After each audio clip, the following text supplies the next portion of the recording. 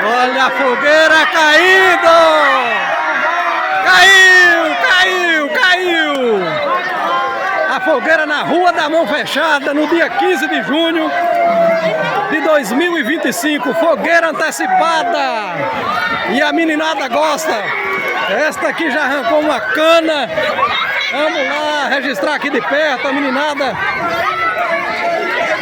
Olha a farra.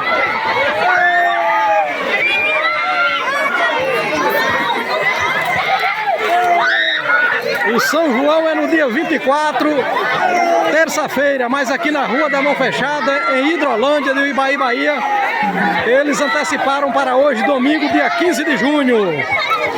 E a meninada tá aí, eu nunca vi tanto menino em minha vida.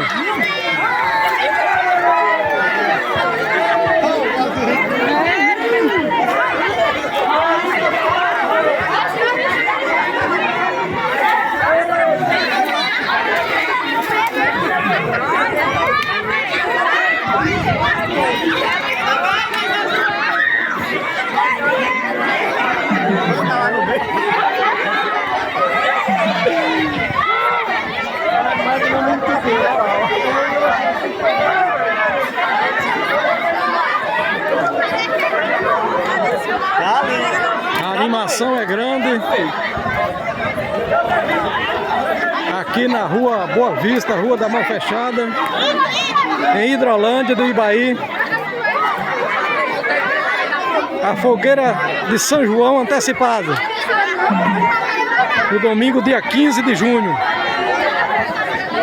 E ainda tem coisa ali.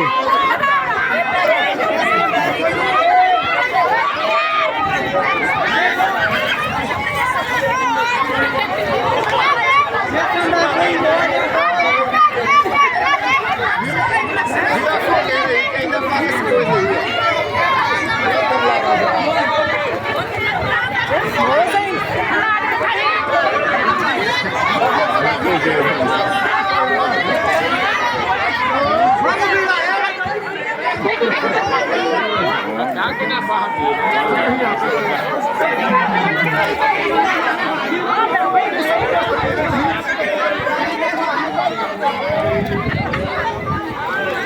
Vira a fogueira que ainda tem coisa aí debaixo.